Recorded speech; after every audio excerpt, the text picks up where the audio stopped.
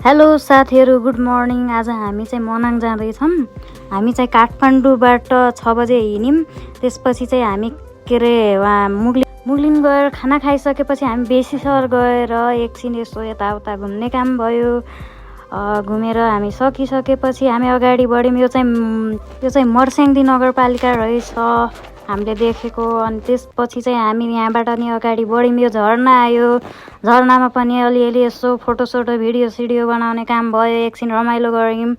त्यसपछि त्यहाँबाट पनि हामी अगाडि बढ्यौँ। यस्तो खाले बाटो थियो त्यहाँ, यस्तो यताउता यो ढुङ्गा भएको, बिच ढुङ्गा फोरेर गएको रहेछ है। त्यसपछि यो कुन ठाउँ हो, यो ठाउँ आयो, गाउँ आयो। त्यसपछि हामी यहाँबाट बिस्तारै अगाडि बढ्यौँ।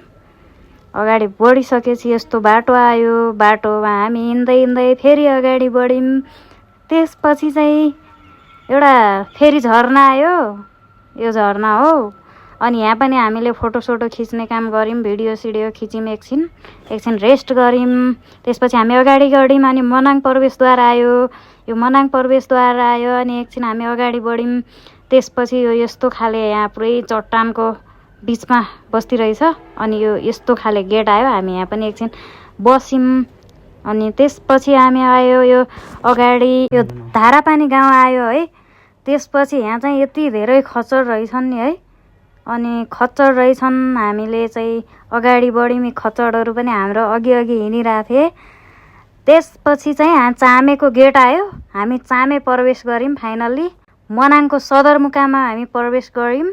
त्यसपछि हामी राति पर्न लागिसकेको थियो। अनि हामी यो रोयल यो होटेलमा बस्ने कुरा भयो। अनि हामी अब यो होटेलको विषयमा विस्तृत जानकारी हुनेछ नेक्स्ट भिडियोमा। Thank you so much. Good by, Tata.